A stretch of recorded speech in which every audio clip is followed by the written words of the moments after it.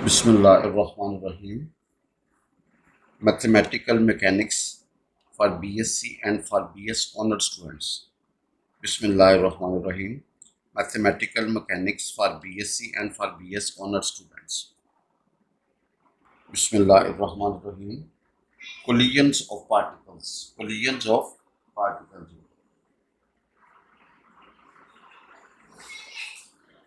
Bismillahirrahmanirrahim. Collisions of particles, chapter number 13. Chapter number 13, collisions of particles. Bismillahirrahmanirrahim. Chapter number 13, collisions of particles. Collision of particles. Collision, very definition, momentum. The product of mass and velocity is called momentum. The product of mass and velocity is called momentum. The product of mass and velocity is called momentum. H बराबर होगा m into v. Direct collision. When two bodies are said to be impinge या collide directly when the direction of each is along the common normal at the point of contact. भाई दो तरह की collision होती है, एक होती है direct collision, एक होती है oblique collision. Two bodies are said to be impinge directly. Said to impinge directly when the direction of each is along the common normal. When the direction of each is along the common normal at the point of contact. भाई along the common normal at the point of contact उसको बोलते हैं direct collision. देखो we have two bodies, this and this. भाई ये इनकी common tangent है जी. जो लाइनें इनके सेंटर को आपस में लाती हैं इसको बोलते हैं कॉमन नॉर्मल. अगर मोशन अलोंग कॉमन नॉर्मल हो या बॉडी दोनों इस तरफ मूव करेंगे या दोनों बॉडी इस तरफ मूव करेंगे या एक इधर या एक इधर, तो इसको बोलते हैं direct collision. Two bodies are said to be impinged directly when the direction of each is along the common normal at the point of contact. उसको क्या बोलते हैं? At the point of contact उसको बोलते हैं direct collision. When two bodies are said to impinge या collide directly when the direction of each is along the common normal. Is along the common normal at the point of contact उसको बोलते हैं direct collision.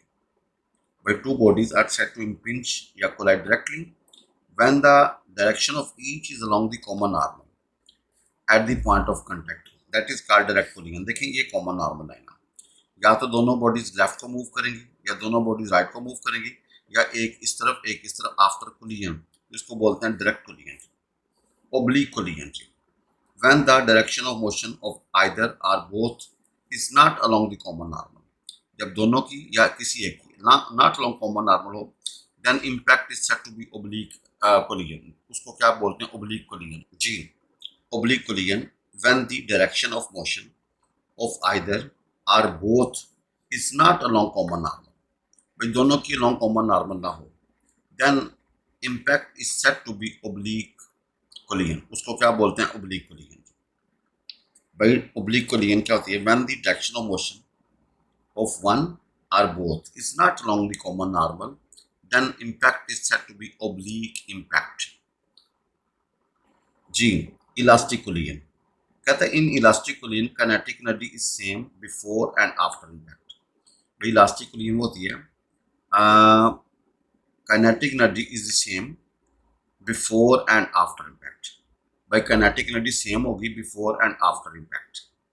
अगर kinetic energy same हो before and after impact तो उसको बोलते हैं elastic collision. In elastic collision if the kinetic energy before and after impact is not same, if the kinetic energy before and after impact is not same, then collision is said to be inelastic. By if kinetic energy before and after impact is not same, then collision is said to be inelastic collision. भाई collision को क्या बोलते हैं? inelastic collision. भाई देखे if kinetic energy is same before and after collision तो उसको बोलते हैं elastic collision. और अगर kinetic energy not same हो before and after collision so is said to be inelastic collision. अब law of conservation of linear momentum. भाई law of conservation of linear momentum. law of conservation of linear momentum when two bodies impinge या collide, the sum of their momentum along the line of impact भाई जी line of impact is same before and after collision, before and after collision, यानी कि M V plus M dash V dash is equal to M U plus M dash U dash. भाई law of conservation of linear momentum, M V momentum, total momentum after is equal to total momentum before, by mv plus m dash v dash is equal to mu plus m dash u dash, by for direct impact mv plus m dash v dash is equal to mu plus m dash u dash, and for oblique impact mv cos theta plus m dash v dash cos of phi is equal to mu cos of alpha plus m dash u dash cos of beta। अभी हम सिर्फ इसको discuss करेंगे। भाई total momentum after is equal total momentum before, M V plus M dash V dash is equal to M U plus M dash U dash. भाई M V plus M dash V dash is equal to M U plus M dash U dash. भाई Newton's second law of motion, we know F बराबर M A and A we know D V by D T. F बराबर होगा M D V by D T, or F बराबर होगा D by D T आगे M V, यानी कि M V को जब differential with respect to T करेंगे तो एफ आ जाएगा। क्वेश्चन है define impulse from Newton second law. भाई define impulse from Newton second law, भाई आपने इम्पल्स निकालना है फ्रॉम न्यूटन सेकंड लॉ। भाई वी हैव बॉडी है जिसका मास m, ठीक है, before collision velocity before collision u and v जो है ना वेलोसिटी आफ्टर कोलिजन। भाई बिफोर कोलिजन वेलोसिटी u है और आफ्टर कोलिजन वेलोसिटी क्या v है। Define impulse from Newton second law of motion, भाई आपने इम्पल्स निकालनी है from Newton second law.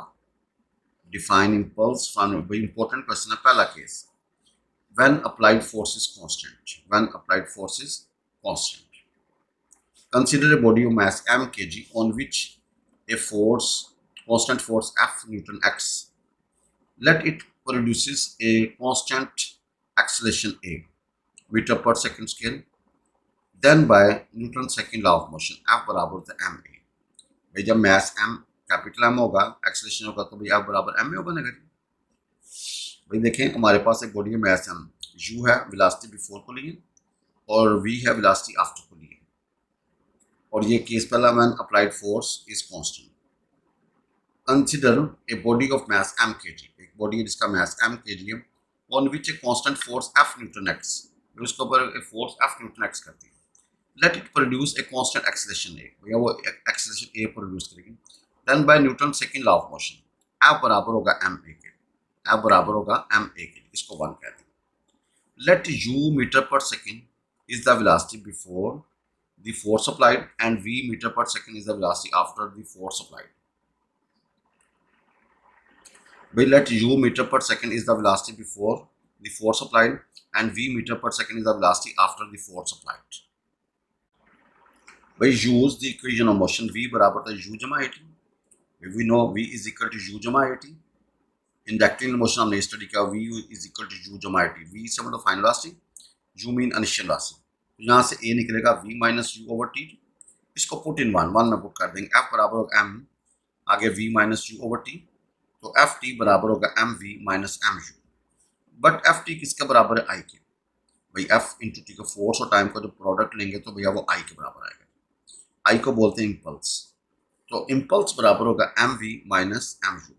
Impulse final momentum minus initial momentum, यानी कि इम्पल्स बराबर होगा चेंज इन मोमेंटम, इम्पल्स बराबर होगा चेंज इन मोमेंटम।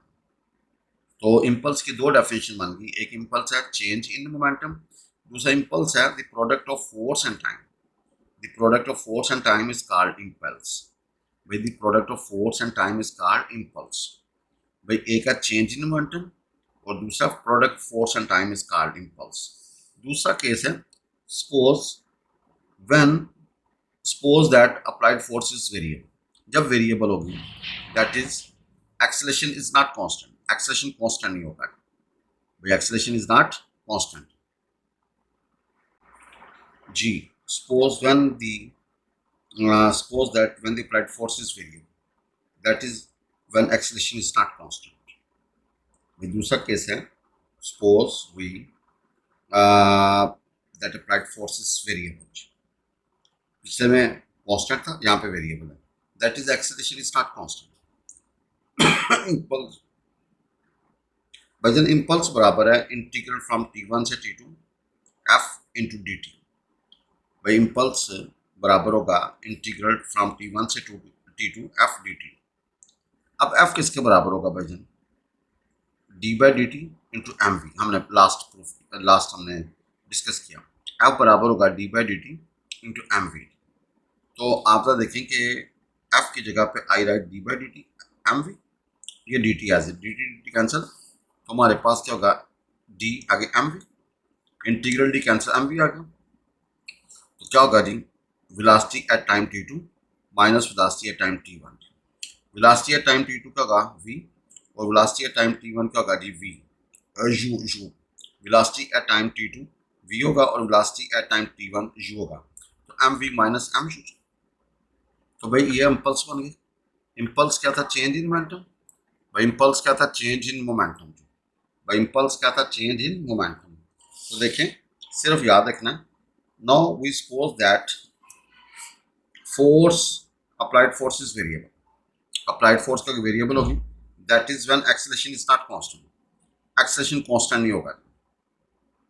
भाई क्या होगा? आई बराबर होगा इंटीग्रल फ्रॉम T1 से T2 F dot D T. भाई इम्पल्स बराबर होगा इंटीग्रल फ्रॉम T1 से T2 F डॉट F into D T. F होता है डी बाई डी टी आगे एम वी। एफ की वैल्यू पुट की, D T cancel, integral D cancel, M V आ गई। लिमिट अप्लाई की पहले ऊपर वाली माइनस नीचे वाली की। तो एम आगे V T two minus M आगे V T one. Velocity at T two V होती है, वेलोसिटी एट टी वन वो यू होगा थी। तो इम्पल्स बन गया change in momentum at T is equal to T one, velocity बराबर है यू के, at T is equal to T two, velocity बराबर है वी के। तो इम्पल्स आ गया M we minus M U, change in momentum. जी, Newton's experimental law, Newton's experimental law और Newton's law of restitution for direct collision। पहले हम डायरेक्ट कोलिजन को डिस्कस करेंगे। बाय न्यूटन्स एक्सपेरिमेंटल लॉ या Newton's law of restitution for direct collision. भाई दो bodies हैं, एक का मास m है, एक का मास m डैश। भाई बिफोर कोलिजन वेलोसिटी इसकी u है, इसकी u डैश। आफ्टर कोलिजन इसकी वेलोसिटी v है, इसकी है v डैश। यानी कि m जो है इसकी बिफोर कोलिजन वेलोसिटी u है और आफ्टर कोलिजन वेलोसिटी v है। m डैश की before collision velocity u dash है और आफ्टर कोलिजन क्या है? v dash. when two bodies impinge directly, when two bodies impinge directly, when two bodies impinge directly, their relative velocity after impact, their relative velocity after impact का मतलब है उनकी after impact का velocity का difference, velocity after relative velocity after impact is in a constant ratio to their relative velocity before impact and is in opposite direction, and is in opposite direction। भाई relative velocity होती है दोनों velocities का difference, यानी कि v मनफी v dash या v मनफी v डैश ओवर भैया क्या होगा? u मनफी u dash is equal to minus E. भाई v मनफी v डैश ओवर क्या होगा? u मनफी u dash is equal to minus e. That is if the velocities of two impinging bodies be u and u dash before impact and v comma v dash be the velocities after impact, so v manfi v dash relative velocity after impact over relative velocity before impact is equal to minus e। वजन क्या होगा? Minus ई। तो यहाँ से क्या लिखेगा? v मनफी v dash is equal to minus e into u मनफी u dash। भाई ये एक कानून बन गया, v मनफी v dash is equal to relative velocity before after is equal to minus e time relative velocity before, where v मनफी v dash is equal to minus e into u minus u dash, u minus u dash। भाई v मनफी v dash over u मनफी u dash is equal to minus e, या v मनफी v dash is equal to minus e u मनफी u dash। भाई Newton's experimental law और Newton's law of restitution direct collision. भैया body the mass m dash before है u and u dash, after v and v dash। when two bodies impinge directly, by their relative velocity after impact, relative velocity after impact का मतलब है उनकी velocities का difference after impact। relative velocity का मतलब difference of velocities after impact mean after v मनफी v dash। relative velocity after impact का मतलब v मनफी v dash is in a constant ratio to their relative velocity before impact. Before impact क्या होगा u मनफी u dash and is in opposite direction. If the velocities of two impinging bodies be u and u dash before impact and v comma v dash be the velocities after impact, so v manfi v dash over u manfi u dash is equal to minus e, or v manfi v dash is equal to minus e times u manfi u dash. By direct collision between a particle and a fixed barrier. By direct collision between a particle and a fixed barrier. ये एक particle है जिसका mass m है और ये एक fix barrier है, भाई एक रुकावट है बैरियर, आपकी डायरेक्ट कोलिजन इसके साथ. Let a particle of mass m is moving with velocity u is moving with and it collide with fixed barrier. भाई ये u के साथ जमीन के साथ टकराता है, जब ऊपर से आता है तो इसकी वेलोसिटी u के साथ टकराता है एंड आफ्टर कोलिजन इस वेलोसिटी क्या बन जाएगी v. भाई आफ्टर कोलिजन वेलोसिटी क्या बन जाएगी v. भाई इसका जो रिजल्ट है हमने सिर्फ उसको अभी देखना. Direct collision between a particle and a fixed barrier. एक बॉडी है जिसका mass m is moving with velocity u के साथ नीचे आया and it collide with the fixed barrier और फिक्स्ड बैरियर के साथ टकराया. वजन फिक्स्ड बैरियर के साथ टकराया. भाई u के साथ नीचे आया, u के साथ टकराया और टकराने के बाद उसकी वेलोसिटी क्या बन गई है v. भाई टकराने के बाद वेलोसिटी क्या बन गई है v. वजन टकराने के बाद वेलोसिटी क्या बन गई है v. तो भैया याद रखिएगा टकराने के बाद वेलोसिटी बन जाएगी ई टाइम u और वो v के बराबर होगी. भाई जब u के साथ टकराएगा टकराने के बाद वेलोसिटी क्या बन जाएगी ई टाइम u और उसको हम v कह देंगे. भाई अगर पार्टिकल u के साथ टकराता है टकराने के बाद वेलोसिटी होगी ई टाइम u और उसका नाम हम रख देंगे v. भाई जब डायरेक्ट कोलिजन होगी between a particle and a fixed barrier, अगर वो u के साथ टकराता है तो टकराने के बाद वेलोसिटी होगी E time u and which is equal to उसको हम v कह देंगे. तो v बराबर होगा E time u. A heavy elastic ball is dropped upon a horizontal floor from a height of 20 feet and after rebound twice it is observed to attain a height of 10 feet. Find the coefficient of restitution.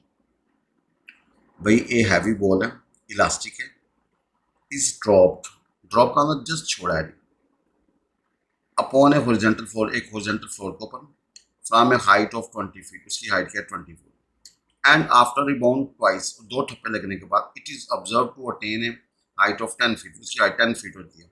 Find coefficient of restitution, आपने ई निकालना है. वजन क्या निकालना है, E निकालना. Once again a heavy elastic ball, एक heavy elastic ball है जी, is dropped upon a horizontal floor from a height of 20 feet and after rebound twice it is observed to attain a height of 10 feet. Find the coefficient of restitution, आपने coefficient of restitution निकालना. भाई given हमारे पास height क्या है 20 feet. भाई given हमारे पास height क्या है 20 फीट. u क्या होगा 0, वेलोसिटी v के साथ जमीन का टकराव हमने फाइंड करना है और g होगा 32 फीट पर सेकंड स्क्वायर. भाई जब फीट वाला सिस्टम होता है तो g की value 32 feet per second square. Using equation of motion v square मनफी u square is equal to gx. जब ऊपर से पार्टिकल नीचे आएगा तो g पॉजिटिव होगा. वजन v स्क्वायर मनफी u square is equal to gx. भाई प्लीज पुट द वैल्यू, तो v हमारे पास आएगा 16/5 फीट पर सेकंड. भाई इस स्पीड के साथ वो जमीन के साथ टकराएगा. भाई जब वो 20 फीट से नीचे आएगा, ठीक है जी, इनिशियल तो उसकी 0 की क्योंकि ड्रॉप की, तो भैया इस स्पीड के साथ v बराबर होगा 16 × 105. इस स्पीड के साथ वो जमीन के साथ टकराएगा. वजन देखें 20 फीट से आया, टकराने ऊपर गया जी, फिर उसी स्पीड के साथ नीचे आएगा जी, फिर ठप्पा लगने का फिर ऊपर गया तो उसकी हाइट है 10 फीट. भाई एक ठप्पा और दो ठप्पा, उसके बाद ऊपर जाएगा 10 फीट तक. तो let e be the coefficient of restitution, e be the coefficient of restitution. Now velocity after impact, after first rebound क्या होगा 16 × 105 × e. भाई टकराने के बाद वेलोसिटी ई टाइम हो जाएगी. कहता है when the ball strikes the ground second time its velocity will becomes, भाई जब दोबारा टकराएगा तो उसकी velocity 16/5 into E, and velocity after second rebound is 16 × 5 × e² feet per second. भाई देखें जब ये आता है ना टकराता है 16/5 के साथ, तो टकराने के बाद वेलोसिटी होगी 16/5 ई, और जिस स्पीड के साथ ऊपर जाएगा उसी स्पीड के साथ नीचे आएगा। टकराने के बाद फिर जब वेलोसिटी जब पार्टिकल ऊपर आएगा ना, तो भैया वो क्या होगा जी, वो 16 × 5 × e² हो जाएगा, क्योंकि एक ई मजीद इजाफा कर देगा। अब आफ्टर सेकंड रिबाउंड हाइट हमारे पास कितनी है, 10 फीट। अब भैया हरकत की मसवात, equation of motion v² - u² is equal -2gx। ऊपर जब जाएगा तो g नेगेटिव, और फाइनल वेलोसिटी वहाँ पे आएगी 0। इनिशियल वेलोसिटी अब ये इनिशियल बन जाएगी e² 16/5 का होल स्क्वायर, और g हमारे पास 32 और x हमारे पास 10 फीट। भाई e4 हमारे पास आ गया 1/2, तो e निकला है 1/2 की पावर 1/4। ये हमारा कोएफिशिएंट ऑफ रेस्ट्रिक्शन। भैया ये हमारे पास क्या है, कोएफिशिएंट ऑफ रेस्ट्रिक्शन। भाई जन देखें 20 फीट से आया, आने के बाद भैया ऊपर जाएगा जी, फिर नीचे आएगा, दूसरा ठप्पा लगेगा। दूसरा ठप्पा, पहला ठप्पा ये था, ऊपर चला गया, फिर नीचे आया, दूसरा ठप्पा लगेगा, फिर ऊपर जाएगा जी। उस वक्त इसकी हाइट होगी 10 फीट। उस वक्त आपने कोएफिशिएंट ऑफ रेस्ट्रिक्शन निकालना। भाई जब 20 फीट से नीचे आएगा, उसकी इनिशियल का होगी 0, तो वो इस स्पीड के साथ टकराता है 16 × 5 के साथ। भाई 16 × 5 के साथ, तो जब टकराने के बाद क्या वेलोसिटी की 16 × 5 × e, भाई 16 × 5 × e, जिस स्पीड के साथ ऊपर जाएगा उसी स्पीड के साथ नीचे आएगा। भैया ये फिजिक्स का असूल है, जिस स्पीड के साथ ऊपर पार्टिकल को फेंकोगे उसी स्पीड के साथ दोबारा आएगा। तो दोबारा उसकी वेलोसिटी होगी 16 × 5 × e, तो टकराने के बाद क्या होगा 16 × 5 × e²। अब ये आपकी इनिशियल वेलोसिटी बन जाएगी 16 × 5 × e²। With this velocity particle move upward, और फाइनल वेलोसिटी क्या वहाँ पे 0, और वहाँ पे हाइट कितनी है 10 फीट, और ऊपर जाते हुए g नेगेटिव। तो आपने हरकत की मसवात इक्वेशन ऑफ मोशन यूज की, v² - u² is equal to -2gx। भाई please put the values, and we get e4 बराबर होगा 1/2, तो e बराबर होगा 1/2 की पावर 1/4, e बराबर होगा 1/2 की पावर 1/4। जी once again I repeat question, a heavy elastic ball is dropped upon a horizontal floor। एक हैवी इलास्टिक बॉल को आपने ड्रॉप किया अपॉन ए हॉरिजॉन्टल फ्लोर, एक हॉरिजॉन्टल फ्लोर के ऊपर, from a height of 20 feet. भैया उसकी हाइट क्या 20 feet, and after rebound twice, और टकराने के बाद it is observe to attain a height of 10 feet. इसकी हाइट क्या थी 10 फीट होती है। भाई टकराने के बाद उसकी हाइट क्या 10 फीट, दो ठप्पे लगने के बाद फाइंड कोएफिशिएंट ऑफ रेस्ट्रिक्शन, आपने ई निकालना है। भाई आफ्टर रिबाउंड ट्वाइस, दो ठप्पे लगने के बाद, दो दफा जमीन को टकराने के बाद, it is observe to attain a height of 10 feet. भाई उसकी हाइट क्या हो जाती है 10 फीट।